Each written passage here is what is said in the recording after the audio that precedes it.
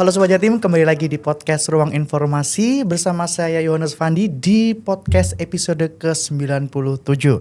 Baik Sobat Jatim, pada episode kali ini kita akan kembali membahas mengenai sensus ekonomi 2026 yang beberapa waktu lalu gencar dipublikasikan tentang SE 2026 ini. Jika pada episode sebelumnya kita sudah membahas mengenai pentingnya sensus ekonomi 2026 ini dan manfaat data ekonomi bagi pembangunan, maka kali ini kita akan lebih fokus membahas berbagai inovasi yang dihadirkan oleh BPS dalam pelaksanaan sensus ekonomi 2026.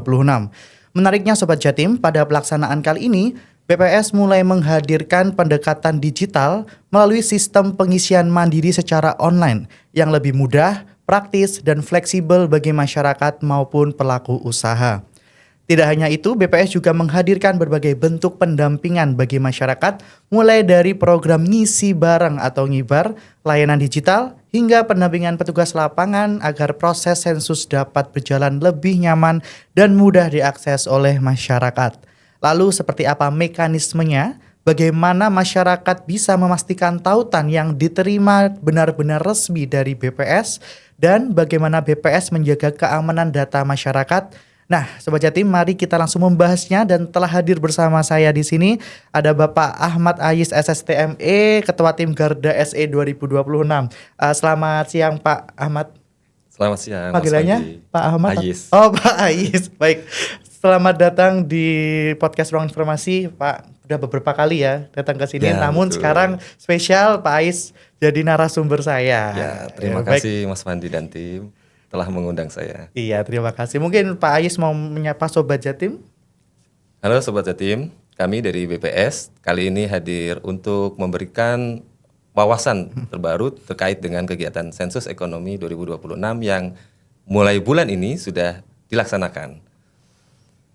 Dan itu dilaksanakan sampai Agustus ya? Iya, Pak betul. Ais, Pelaksanaannya dari bulan Mei ini sampai 31 Agustus. Baik, Pak Ais, karena di episode sebelumnya kita sudah membahas secara detail tentang sensus ekonomi bersama PLT Kepala BPS. Sekarang mungkin bisa dijelaskan lagi Pak Ais, karena mungkin Sobat Jatim baru melihat konten ini, dan sebagai pengantar untuk Sobat Jatim yang mungkin belum mengikuti episode sebelumnya, mungkin bisa dijelaskan Pak secara singkat sebenarnya apa tujuan utama dari pelaksanaan SE 2026 ini.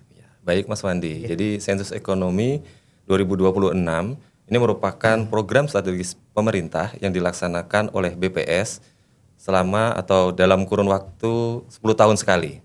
Jadi tahun yang berakhiran angka 6 mulai 2026, kemudian yang terakhir atau 10 tahun yang lalu 2016. Ini mencatat seluruh kegiatan ekonomi di wilayah Indonesia. Berarti sensus ini menjadi bagian penting ya Pak ya dalam melihat kondisi dan perkembangan ekonomi Indonesia secara menyeluruh setiap 10 tahun. Iya, betul Mas Mandi. Baik. Nah, salah satu hal menarik nih Pak pada pelaksanaan SE 2026 ini adalah adanya sistem pengisian mandiri online melalui metode CEWI. Ya, CEWI. Mungkin bisa dijelaskan terlebih dahulu Pak apa itu metode CEWI? Ya, baik Mas Mandi. Jadi Sobat Jatim, jadi CEWI sendiri merupakan pengisian mandiri atau salah satu metode yang digunakan oleh BPS dalam kegiatan sensus ekonomi di tahun 2026. Jadi melalui CEWI ini pelaku usaha bisa mengisi secara mandiri di mana tautan atau kuesioner itu dikirimkan melalui email ataupun WhatsApp pelaku usaha yang terdaftar dalam prelist sensus ekonomi. Ya, jadi di mana prelist ini tautan ini itu biasanya atau secara resmi oleh BPS esurvey.bps.go.id. Jadi jangan khawatir, jadi selama itu dikirim oleh BPS dengan domain esurvey.bps.go.id. .id itu pasti aman dari BPS ya? Iya betul, itu dari BPS. Nah, apa alasan BPS ini mengembangkan sistem pendataan digital seperti ini Pak? Ya, jadi terkait dengan pendataan dengan moda CEWI ini itu ditujukan bagi pelaku usaha besar utamanya atau usaha menengah. Jadi harapannya dengan pengisian secara mandiri ini lebih mempermudah pelaku usaha tersebut karena tanpa dikunjungi oleh petugas Tugas. dapat mengisi sesuai dengan waktu yang mereka miliki dan bisa dilakukan di mana saja, baik melalui laptop ataupun gadget, tab maupun HP-nya. Berarti ini memang jadi salah satu transformasi digital ya Pak ya yang dilakukan oleh BPS. Iya betul Mas Wandi. Baik, saya juga kemarin baca Pak ada juga pengisian mandiri online seperti Ya. itu. Nah Pak Ahmad, bagaimana mekanisme pengisian mandiri online dalam SE 2026 ini Pak yang dilakukan oleh masyarakat ataupun pelaku usaha? Ya. Jadi untuk pengisian secara mandiri itu tautan kuesioner akan dikirimkan melalui email ataupun WhatsApp yang terdaftar. Oke. Nah, di dalam kuesioner itu nanti ada petunjuk-petunjuk yang bisa dijadikan panduan dalam mengisi. Mulai dari nama usaha, kemudian alamat usaha, ada juga pengeluaran pendapatan usaha, sampai dengan penggunaan internet dalam kegiatan usahanya. Nah, itu juga memudahkan bagi pelaku usaha untuk mengisi secara mandiri. Secara mandiri ya, Ya. yang bisa dilakukan di mana saja tadi. Betul, ya? di mana Bisa saja. di gadget, Betul. laptop, Ya. iPad, semuanya bisa ya Pak? Ya, asal tersambung internet. Tersambung internet. Iya. Baik. Baik, Pak Ayis, apakah pengisian data nantinya itu bisa dilakukan secara bertahap, misalnya tidak harus selesai dalam satu waktu?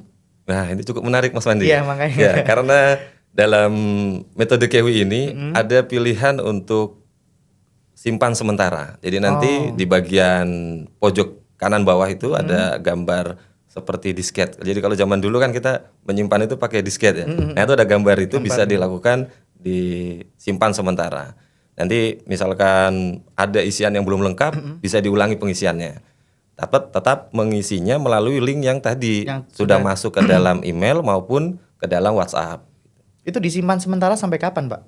Nah, batasnya dalam periode 7 hari. Oh, cuma tujuh Ya, hari. sampai 7 hari. Nanti kalau tidak ada respon sampai submit, nanti akan dikunjungi oleh petugas dari BPS. Oke. Ya.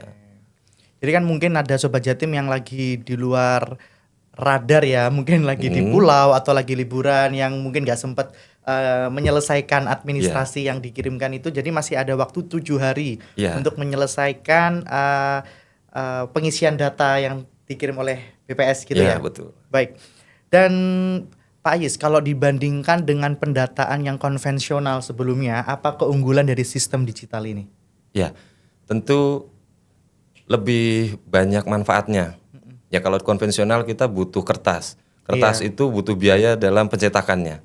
Nah, sementara setelah diisi oleh petugas juga nantinya harus dilakukan imputasi data. Jadi melakukan entry data ke dalam program pengolahan, kemudian dilakukan editing, processing sampai dengan bisa rilis. Itu memakan waktu yang cukup lama. Dan belum lagi isian antar pertanyaan, kewajaran data itu nanti bisa dilakukan ketika data itu sudah masuk ke dalam server.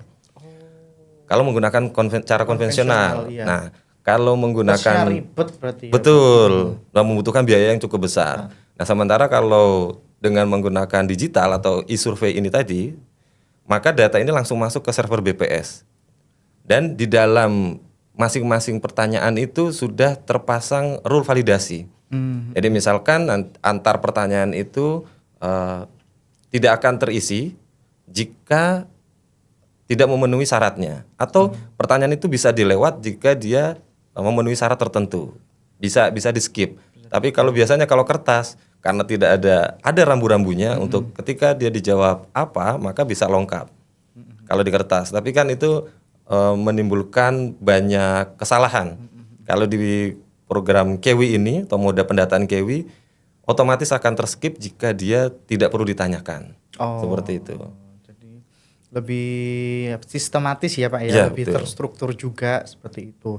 Dan menarik sekali Pak, berarti sistem ini diharapkan dapat memberikan kemudahan ya Pak, Ya, sekaligus meningkatkan efisiensi proses pendataannya Ya. dan juga cepat. Cepat. Ya. Dan tidak memerlukan pengeluaran biaya-biaya seperti itu. Baik, Pak, Sobat Jatim, saat ini kan masyarakat semakin peduli Pak terhadap keamanan data dan keamanan akses digital. Jadi kan kalau misalnya klik link-link itu kan sekarang masyarakat ini harus benar-benar aware tentang itu. Pak Ahmad, bagaimana mekanisme pengiriman tautan atau link pengisian kepada pelaku usaha nantinya, Pak? Oke. Ya, jadi tautan ini dikirim berdasarkan email ataupun nomor WhatsApp yang terdaftar dalam Prelis SE.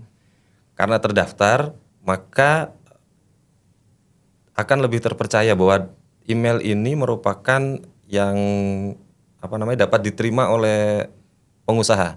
Jadi pelaku usaha ini kami memanfaatkan data dari kementerian, kemudian dimasukkan ke dalam SBR. Jadi di BPS itu menggunakan Statistical Business Register. Nah, itu dikumpulkan datanya dari kementerian.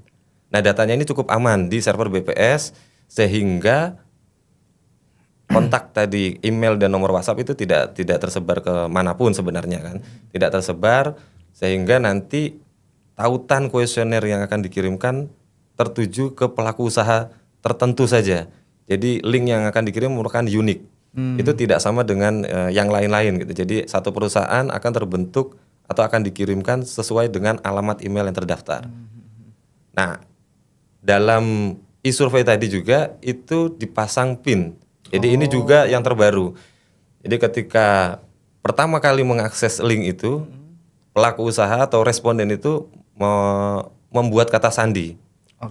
Sebanyak 6 digit yang dia ketahui. Nah, itu tidak akan ketahuan sama orang kalau orang lain misalkan punya akses terhadap tautan itu tapi tidak tahu PIN-nya, nggak bisa masuk. Nah, itu salah satu yang dibangun BPS hal baru sehingga membuat pelaku usaha yang isi itu menjadi percaya bahwa data ini aman.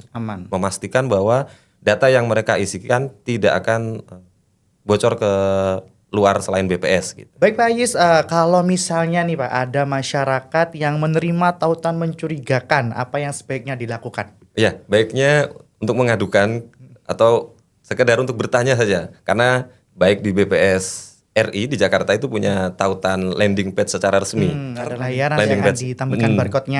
Jika terjadi sesuatu yang mencurigakan, ini bukan link resmi kayaknya, itu dilaporkan di situ ya. Iya, bisa. Baik, nanti dicek di bawah ini. Oke. Baik, selain itu Pak Ayis, dalam pelaksanaan SE 2026 ini ada layanan bernama Hai SE. Tadi sempat kita bahas sebelum take video podcast ini. Sebenarnya apa fungsi layanan Hai SE ini Pak? Ya. Jadi Hai SE merupakan satu mekanisme ketika masyarakat ingin bertanya atau pelaku usaha ingin bertanya mengenai kegiatan SE ini. Jadi secara umum misalkan saya pelaku usaha terus ingin mengetahui tentang kegiatan SE. Nah, ini khusus untuk BPS atau se-Jawa Timur saja. Ya, untuk Jawa Timur itu bisa melakukan konfirmasi data atau bertanya terkait dengan sensus ekonomi. Terus apa sih yang membuat kami itu percaya bahwa yang datang itu nanti petugas BPS itu juga bisa dilihat di situ gitu. Bisa ditanyakan di situ dan di landing page di BPS RI juga bisa. Jadi ini Hai SE merupakan produk dari BPS Provinsi Jawa Timur untuk memberikan informasi jika ada masyarakat yang ingin mengetahui lebih lanjut mengenai sensus ekonomi. Ya. Sebenarnya apa sih Pak pentingnya masyarakat ini harus melaporkan, harus mengisi yang tadi dikirimkan tautan dikirimkan oleh BPS, itu gunanya apa untuk Provinsi Jawa Timur ini yang kita skup provinsi aja?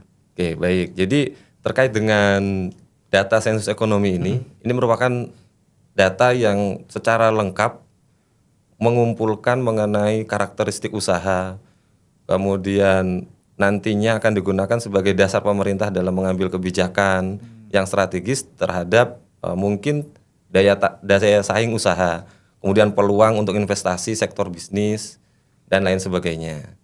Nah, harapannya memang dari data sensus ekonomi ini itu dapat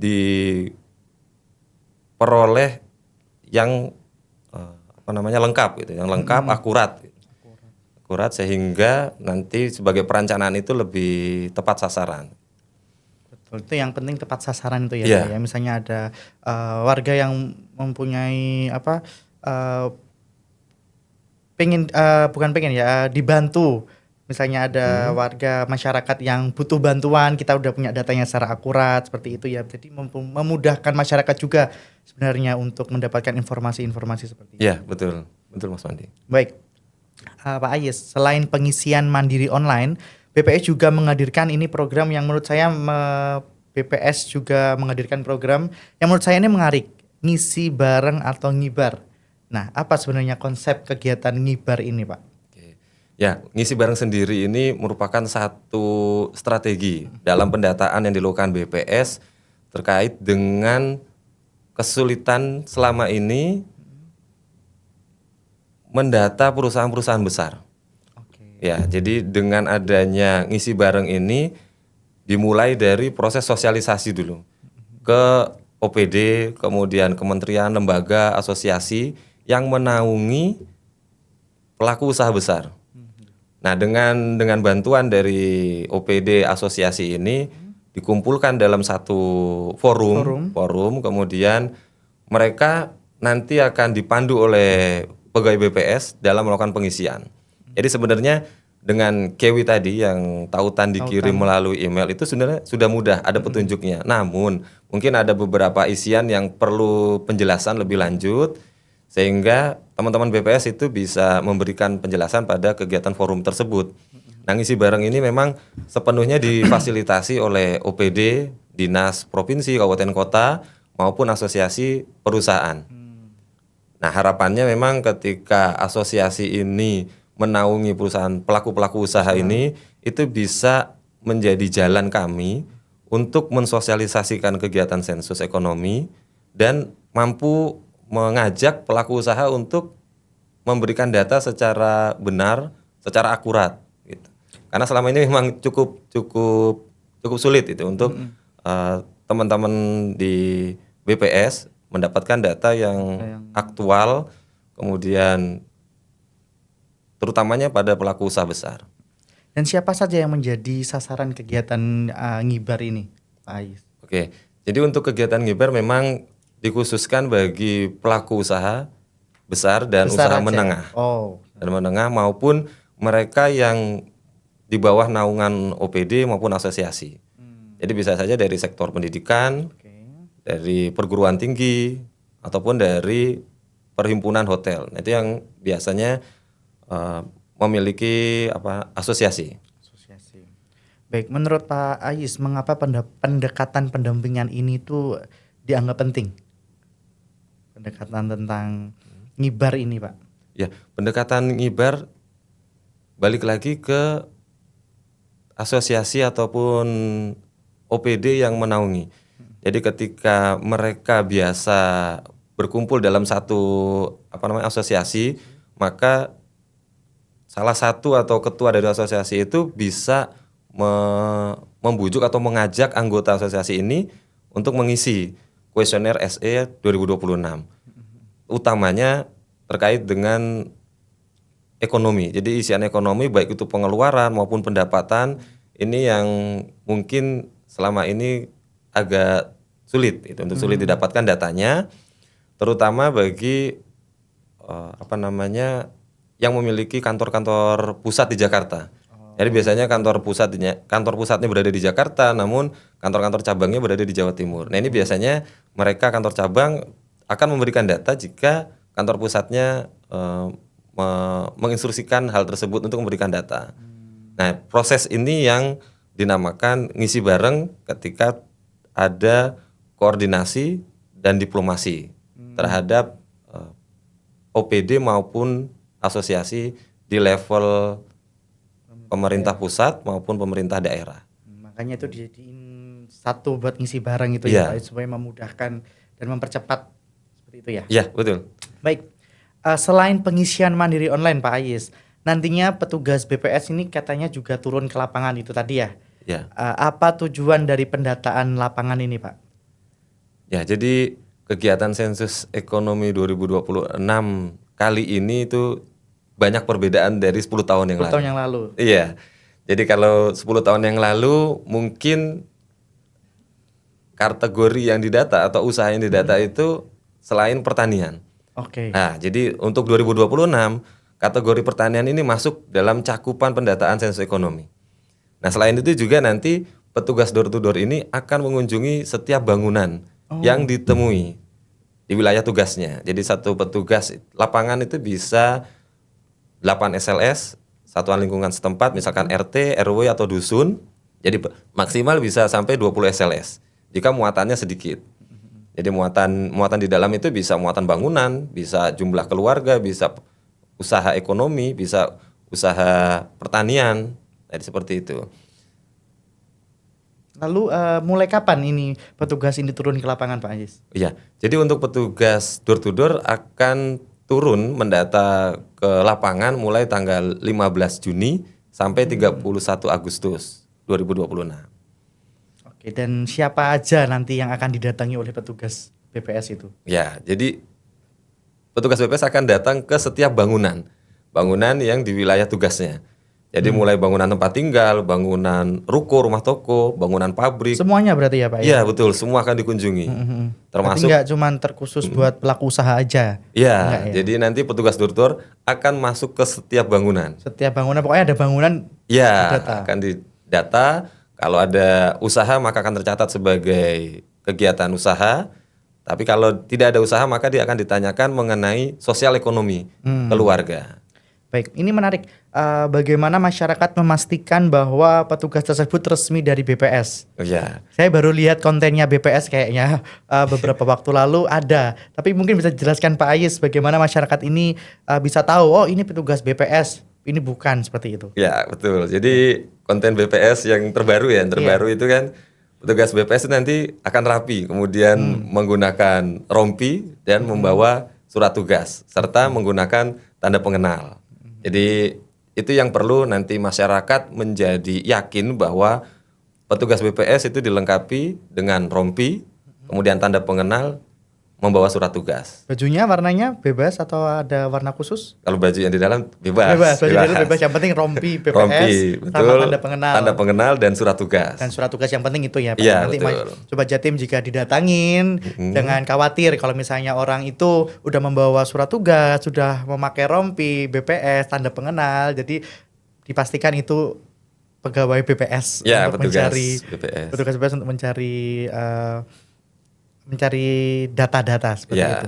Nah mungkin selain itu tambahannya, jadi memang dalam SOP-nya, jadi petugas kami atau petugas BPS itu pertama akan mengunjungi ke kelurahan atau kepala desa untuk meminta izin. Oh, oke. Ya, jadi secara SOP mereka akan mengunjungi kelurahan atau kantor desa untuk meminta izin. Nah biasanya sebelum juga langsung ke rumah tinggal atau bangunan itu juga melapor ke ketua SLS, bisa ketua RT, ketua dusun, ketua lingkungan dan lain sebagainya.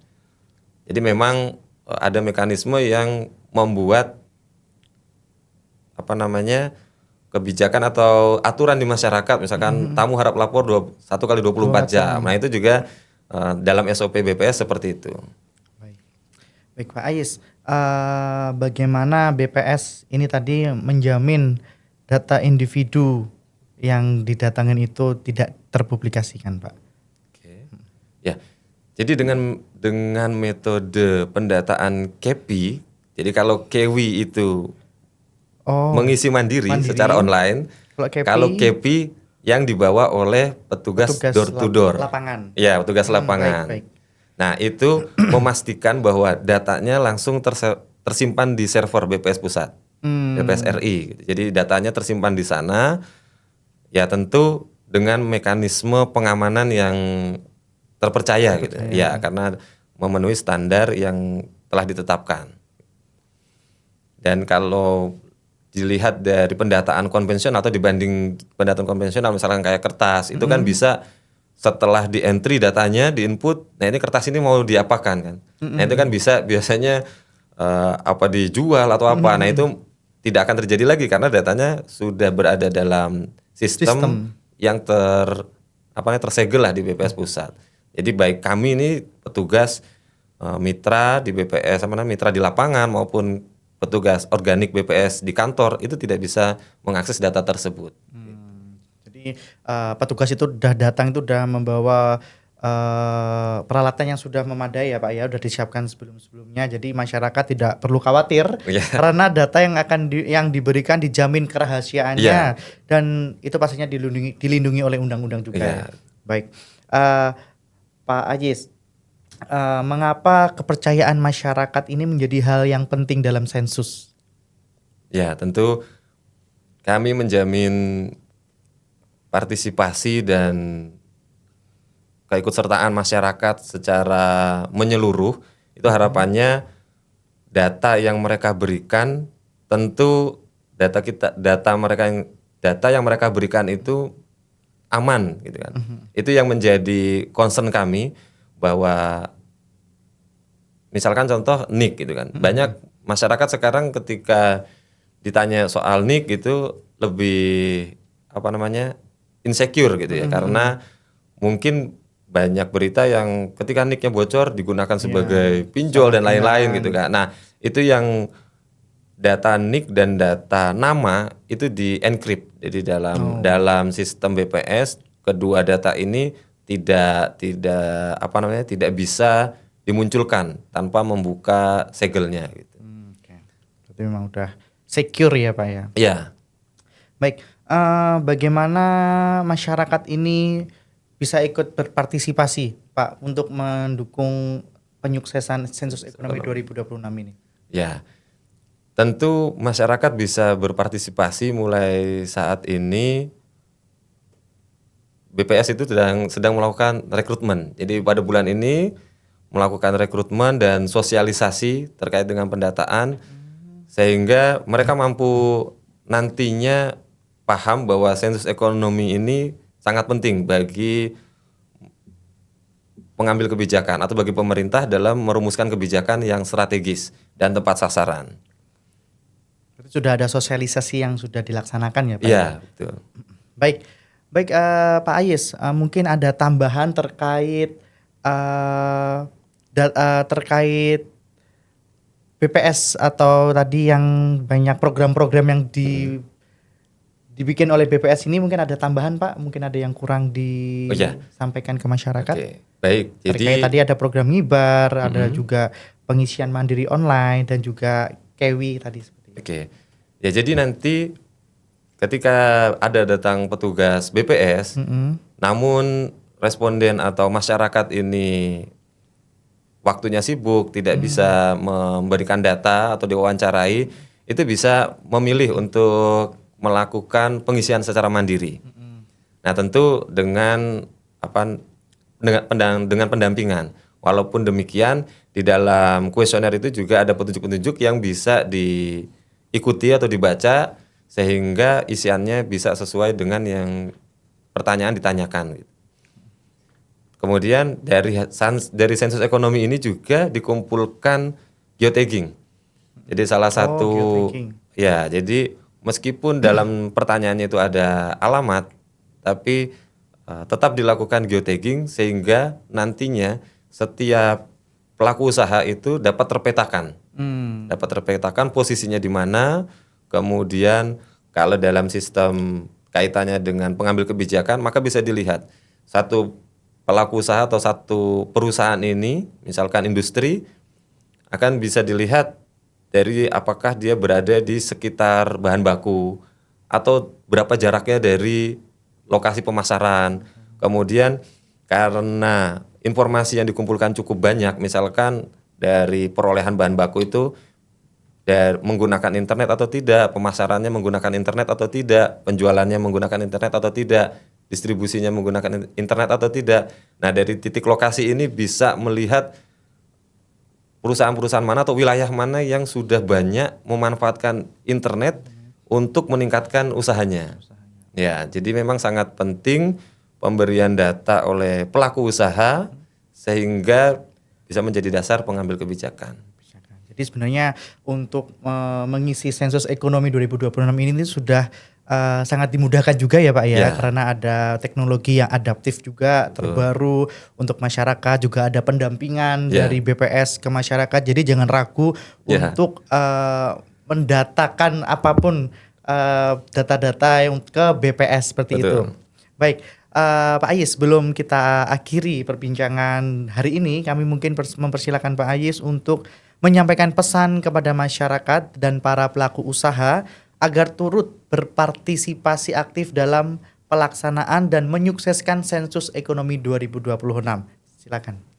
Baik, Sobat Jatim, masyarakat di Jawa Timur dan pelaku usaha, baik UMKM, usaha besar maupun usaha kecil, untuk dapat berpartisipasi dalam kegiatan sensus ekonomi dengan memberikan data yang lengkap, akurat, dan apa adanya. Sehingga memudahkan pemerintah dalam membuat kebijakan yang tepat sasaran. Baik. Luar biasa, Pak Ayis. Mungkin bisa ditambahkan jika masyarakat masih membutuhkan informasi secara lengkap, secara detail, bisa menghubungi kemana, Pak Ayis? Iya. Baik untuk Khususnya Sobat Jatim yang ada di Provinsi Jawa Timur. Baik, untuk Sobat Jatim atau masyarakat di Jawa Timur, jika masih membutuhkan informasi mengenai sensus ekonomi, dapat menghubungi kantor BPS terdekat di setiap kabupaten kota di Jawa Timur maupun melalui call center BPS Jawa Timur di 0856 9199 3500. Baik, juga di Instagram ya ada ya di BPS Jatim itu aktif kan Pak? Aktif. Ya. Karena kita sering kolaborasi Sobat Jatim ya. Kominfo Jatim dengan BPS Jatim. Baik, Sobat Jatim, tidak terasa perbincangan kita pada hari ini bersama Pak Ayis terkait metode-metode pengumpulan data yang sudah adaptif, semakin maju, semakin dimudahkan. Dan terima kasih untuk Pak Ayis selaku Ketua Tim Garda SE 2026, luar biasa, yang telah berbagi informasi dan wawasan mengenai inovasi pelaksanaan sensus ekonomi 2026. Dan perbincangan hari ini kita mengetahui bahwa pelaksanaan SE kini semakin adaptif terhadap perkembangan teknologi. Jadi melalui sistem pengisian mandiri online, layanan digital hingga pendampingan langsung kepada masyarakat semuanya dilakukan oleh BPS. Dan melalui partisipasi Sobat Jatim semua, diharapkan SE 2026 ini dapat menghasilkan data yang akurat untuk mendukung pembangunan dan pengambilan kebijakan yang lebih tepat di masa mendatang sesuai tadi yang disampaikan Pak Ayis kepada kita semua. Baik Sobat Jatim, mari kita sukseskan sensus ekonomi 2026 dengan memberikan data yang benar, lengkap, dan apa adanya. Seperti itu. Saya Yohanes Fandi dan seluruh kru Dinas Kominfo yang bertugas mengucapkan terima kasih dan sampai jumpa.